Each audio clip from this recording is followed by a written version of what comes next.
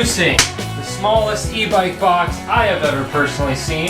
This is the KBO K1 folding e-bike, and by the looks of the size of this box, this bike folds up pretty nice and small, which is perfect because this bike's for my girlfriend, who is pretty nice and small and short. So first things first, we gotta open this thing up.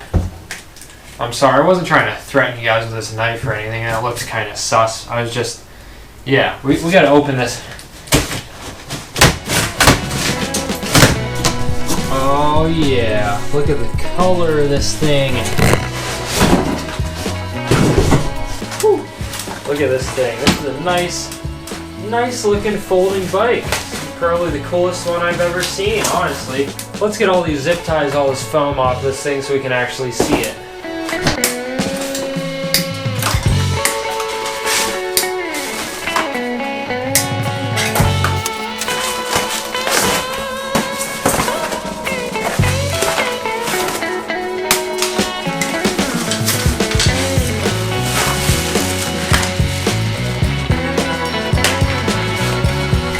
One more, two more. Now we can open this bad boy up.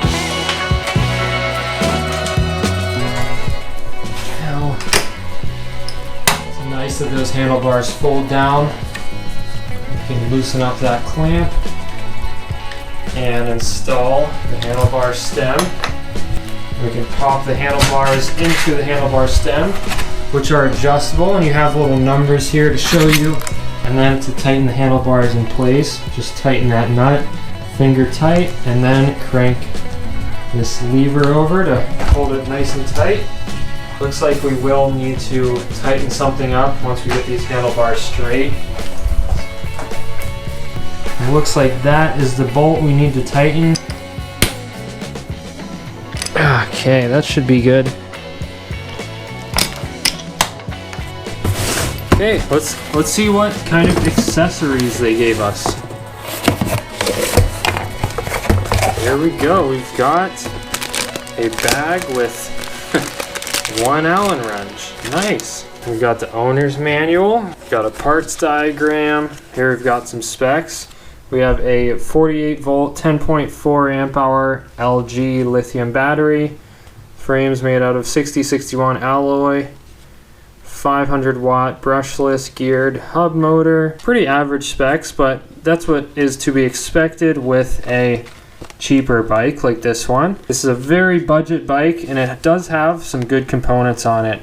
It is only 55 pounds, which is super light. A max weight of 280 pounds, which is very high for this size bike. It's top speed of 20 miles per hour and a range of up to 45 miles. So yeah, got the pedals. Like the included pedals are foldable, which is nice for loading it into a car. Then here is the latch. This is the latch for the frame. We'll have to install that. We've got a wrench and the charger. The charger is a 54.6 volt charger at 2 amps. All right, let's install this frame latch. I don't know why this wasn't installed from factory, but looks like we have to install the latch with the frame hinged open a bit. Unscrew this little set screw here. Just loosen it. We don't have to unscrew it all the way. And then we can install the latch and this pin. And then once that pin is in place, we can tighten down the set screws again. You want that pin to be centered in between these two set screws so the screws can go in all the way and not tighten down on the pin. And with that latch in place, we can hinge the bike closed again, close the latch, and that's it. The only other thing to do is install the pedals. The R with the R. This one tightens up normally. This one we turn to the left to tighten it. And there we go. That was definitely the easiest e-bike assembly ever. Okay, it's the next day and the e-bike is all charged up. So let's unplug it, load it up in the car, take it to the park, and go for a test ride.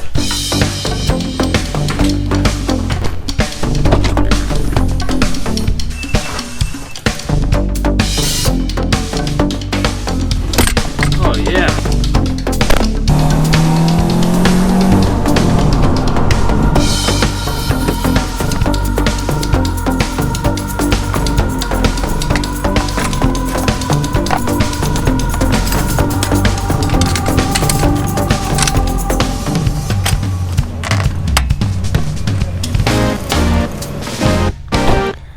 Alright, let's take the KBO K1 folding e-bike on a test ride. This is the first time ever riding this bike.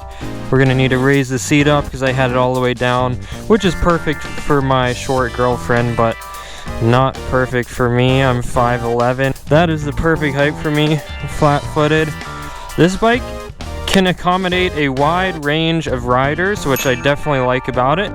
Let's go ahead and power up the display here. See what we've got.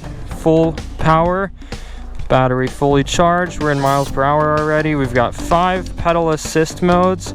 Let's start out in 0 just to see how the bike feels without the motor. Oh, okay. Wow. Yeah. Again, the lightness of this bike, it makes it a lot more fun and easy to ride as well. This is the perfect starter e-bike for my girlfriend because she is afraid of using the motor at first. She's never ridden an e-bike, and this thing feels just like a normal bicycle without the motor in first gear. You can easily pedal this thing anywhere you want to go, and it's geared perfectly. A lot of the e-bikes I've ridden, the gearing is just off, and it's not like you can almost not even pedal them without the motor on. This one, it feels completely like a normal bike. It does wheelies very easily as well. Yup.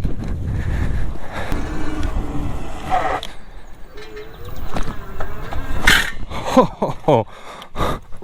Wow, okay, well, there's the first almost loop. We've scraped off some of the paint on the bottom of the fender. Let's try out the motor. There we go. Pedal assist 1 kicked in. Just a very mild assist. That's going to be great for my girlfriend as well. She can start out in pedal assist 1 just to get the feel of the motor. They market these bikes as a perfect beginner e-bike, and I gotta say, I completely agree with that statement. This would be the perfect beginner bike. Whoa. And then you kick it into pedal assist 2, and it definitely has more of a kick. You can really feel that power increase. I really like the size of the handlebars. They seem a little bit wide, but that really helps out by giving you more control of the bike. You see these big mountain bikes with really wide handlebars, and that's so you just have full control of the bike. And I definitely like it on this bike too. It turns really fast. It is super nimble. Just look how quickly it's whipping around.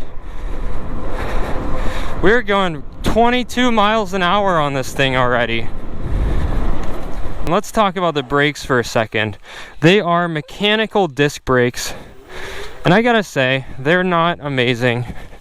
Hydraulic brakes are a lot better, stop a lot quicker. These mechanical disc brakes, they do the job, but you have to squeeze on them really hard to get them to do what you want them to do.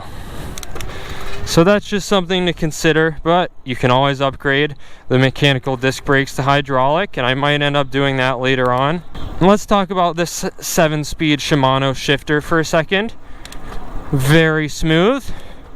One click of the shifter button shifts you up 1 gear, and then you use this back thumb shifter to shift back down. Let's try pedal assist 3. There we go, 3, 4, and bump up to 5, full pedal assist. Now this is a 500 watt motor, So not crazy, not a ton of power, but wow, it is doing all the work right now. And we'll even try the throttle. Yep, it just got me up that reasonably steep hill, no problem. We are cruising around right now only on throttle, and it is doing just fine. Let's find out the top speed. We're in full 7th gear, pedal assist 5. We are cruising right now at 25 miles an hour. We just hit 25.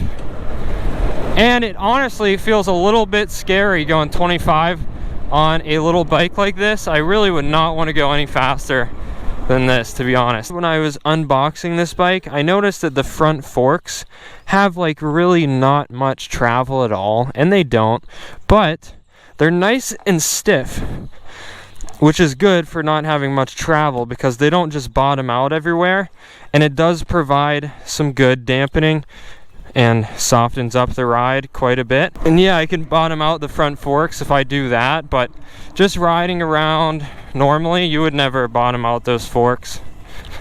So yeah, I'm actually quite surprised with this bike. For the price point, this is actually better than a lot of the other folding bikes I have tested. But we have yet to test this thing off-road.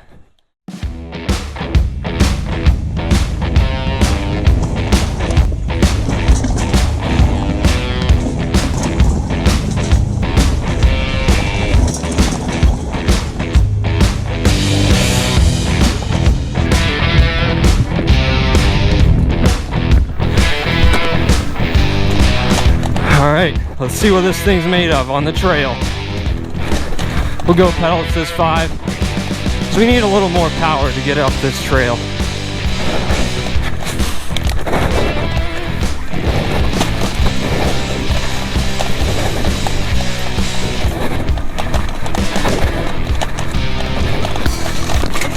Holy! Okay, well, almost crashed, but I saved it.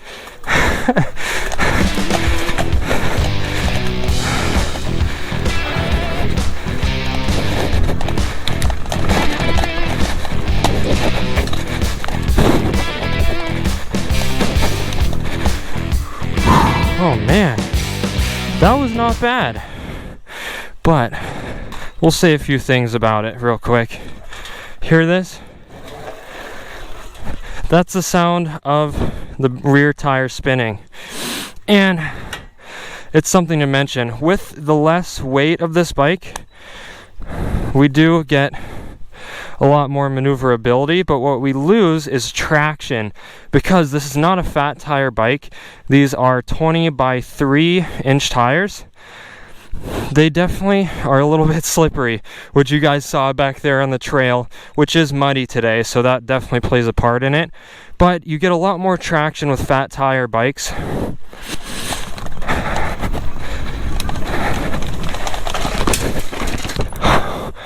Yep. Happened again. Gotta be careful. Didn't hurt the bike at all. You just might want to go a little bit slower when it's muddy. That's the only thing, guys. Other than that, the build of the bike overall feels really good. I have more surprises, more compliments, nice things to say than downsides of this bike. But as we ride this bike around more today, I might discover some more downsides. But some things I really do like are that it's lightweight. It only weighs 50 pounds. This rear rack is huge for a bike this size. You could fit a ton of stuff on this rear rack. And it's crazy that this bike came stock from the factory with a rear rack, with metal fenders front and rear. And you don't have to pay any extra for these. It comes with the bike. The rear hub motor looks tiny, but it actually packs a lot more power than I was expecting out of a 500 watt motor. It feels good, it is well geared.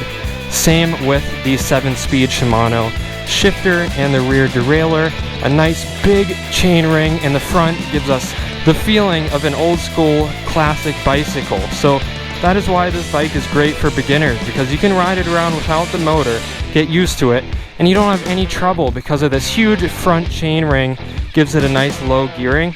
but the smallest gear on the rear cassette allows you to go pretty dang fast and cruise around at like 20 miles an hour. I am really surprised by this bike, guys. Let's ride this thing around some more and see what it's really made of.